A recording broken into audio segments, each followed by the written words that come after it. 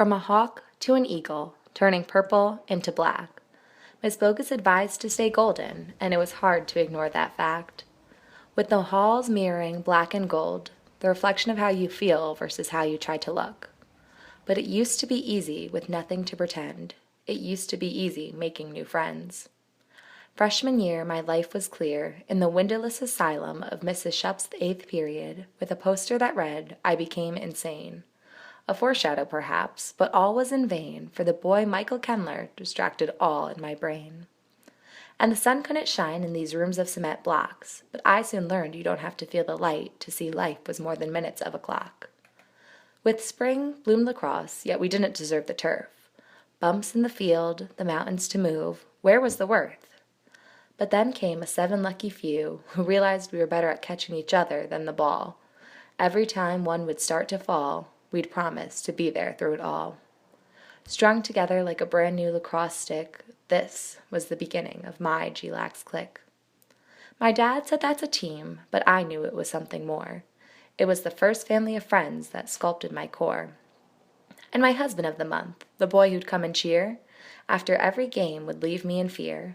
For my coach rightfully predicted boys would be bad, but our relationship was gifted by the best angel I ever had. Never stopping me from going for the gold, we earned the name Terran while Nicole became Meech. Freshman year, a sweet, juicy peach. When sophomore year added, in math class my knowledge multiplied. My experience in M-Hall wasn't as the rumors expected. Maybe because Jimmy didn't understand my suggestions. But in the maze of these poorly labeled halls, I realized just how lost I actually was. Sitting next to a boy a year older than me, with a distracting glimmer in his earrings that held all of his neglected potential, the sparkle was blinding as I tried to see the board, but his gray sweatshirts held the lessons no one would ever teach. His life was miles out of my reach. December 22nd. He said he never believed in Santa Claus growing up because he had no time. He had nothing of the life that was mine, so I gifted him a cupcake shaped like a reindeer, sealed with a candy cane to support and a note saying I was here. Chris Geroulis, you taught me to have no fear. So I continued to lose myself in more than the halls and run away with the catcher in his rye. I was stripped of my sunny yellow wallpaper, hiding the evils from Casey Marizita's insightful pulls. I learned from students more than teachers that everyone who sat in these squeaky desks were some sort of beautiful creature. Especially Eric Anderson. Thank you, Mrs. Conti, for giving me the chance to live the stereotype. Underclassmen in love with a football-playing senior, a lust so ripe. But more than that, you gifted me the love for a language that wasn't mine, a culture and lifestyle I desperately craved to find, promising me that there was more to life, which helped me to get over the heartbreaking strife of my hopeless devotion to Ethan Zacks. But over Ethan, beyond Eric, Coach Anderson was my favorite guy. The gym, with the floor squeaky clean, taught me there was more to people than could easily be seen. Despite just being a gym teacher, he noted the sparkle in my eye. And when our angel needed to depart, we pulled each other closer to our hearts, spreading her wings and promising us her love and security in that one day, whatever we are going through will cease. Our angel, our guardian, may you rest in peace.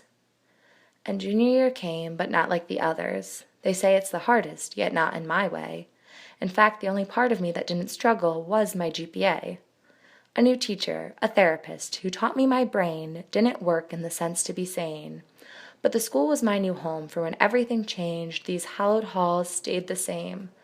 Depression and anxiety shadowed me in each and every class, except for Mrs. Balter's, where they were welcomed at last. In B8, she promised me this was home, this was the safe place I could be my own.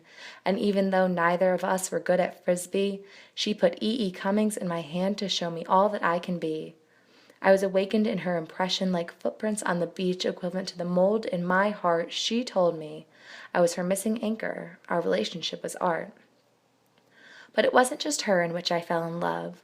The boy I will tell my children about finally got his chance. After months of trying, we let each other have this dance of horribly misplaced steps that somehow aligned to our heart's beat. Against all of my restraints, he swept me off my feet. Stolen kisses in the back of the science halls, we found our chemistry. David Case became my specialty. For half a year, we lived without fear, until one day my disease told that our toxic relationship was the only one I could hold. And when I thought my angel wanted me to come join her, I asked for 2 more weeks to try and find life's lure. Off to Italy I went with 9 people I had never truly met. A trip sponsored by the school, extending the classroom with every cobblestone hallway erasing life's board of doom. The backseat boys, these special friends, assured me life wasn't ready to end. I saw in their smiles the curves of things changing for the better. I heard in their laughs the acceptance of a love letter. Ukuleles and saxophones were the music to my ears as every boundary between these strangers disappeared. I looked at my once best friend who I had pushed away, realizing I needed her more than ever to stay, and that even though I was strong enough to push my prior loved ones without their hesitation, this newfound family felt my pull and deservedness of appreciation. I could never say thank you enough to the people who taught me La Vita è Bella, and that one special boy who made me feel like Cinderella. And although back at home we didn't make the shoe fit, that designer Italian heel was enough for my son to be relit. At home, life was still no fairy tale, but the bookshelves of the library were my knights in shining armor never expected to fail. With a story in my heart and a passion so strong, junior year I fought the urge and kept life moving along. And for that, a special thank you to Justin and Jack, my husband and my son, who always had my back. And Joey Ryan ending each day with "Goodnight, I love you," your consistent love giving my life a brighter view. And now it's senior year, the very last chapter, finding safety in the bathroom stalls when my anxiety evokes an earthquake these walls refuse to shake. The consistency, the promise, this building is timeless. For years gone by with myself a stranger, but the same third stall stained with my tears destroys the danger. 7 to 2, a daily reminder of all I need to get through. With my brother off at college and a new lacrosse stick, I don't necessarily know quite where I fit. We all grew up walking down the same halls in different orders. We all built walls of different borders. For lacrosse, the stitching of our heads started to fray, but we know it was never meant to end this way. We don't all play on the same team anymore, but safe in our hearts, we'll continue to fight this breaking apart. But breaking up is a different story, and Dave, I want you to know, I wish you the best as you continue to grow. Maybe the characters of each novel are supposed to change, but the memories I made with each of you I never exchange. To my sunshining flower, my lovely rose. To my best friend Madeline, we will make it wherever the wind blows. To my Tizzy Lizzie, we won't ever give up. To my Meechy Peach, you are my favorite teacup. To Sarah Grady, the world's best lab partner. To my Beals, your love stops the world from growing darker. To J.B., and our bond complete with unspoken words. To Morgan, never stop reaching forwards. To my soul sister Kelsey, never change an inch of who you are. To my inspiration Mrs. Balter, I will never go off too far. To Kayla, don't forget the ones who love you to the moon and back, the privileged few. And to Jimmy Donahue, I will always have a crush on you.